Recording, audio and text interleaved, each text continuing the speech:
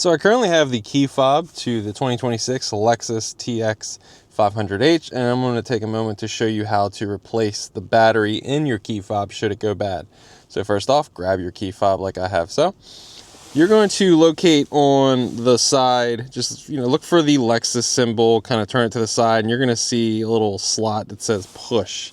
So you're going to push that in, and while you do that, pull on the key ring or whatever your key ring is attached to.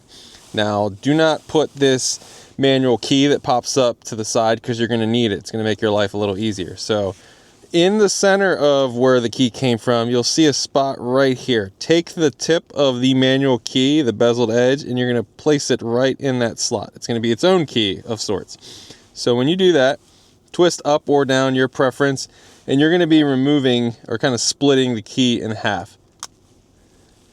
Like so. And the side that has the Lexus branding is where your battery basically hides. So you see it is a Panasonic CR2032 battery. I'll put a link in the description for where you can get this battery for the cheapest, which of course will be Amazon, or you can use some of the YouTube listings that are probably tagged to this video as well. But assuming you need to get this thing out, which I do not because it's a brand new key fob, you can use that bezeled edge right here, right where I have it, and flick it out. You can use a little baby screwdriver. If you have some nails and they're long enough, you can do that as well. Just when you put this battery back in, try not to touch your new battery on the side opposite the writing, because the oils in your finger will just break down the life of the battery a lot faster, and you'll have to watch this video a lot sooner than you would, which helps me out, and I appreciate that. But I'd rather you not have to, swap out batteries in your key fob more often than you need to. So pretend I popped that in, or popped it out and popped the new battery in. You're just going to clamshell everything back together. I always joke, try not to push the red button. You might scare yourself, scare your neighbor, scare your dog.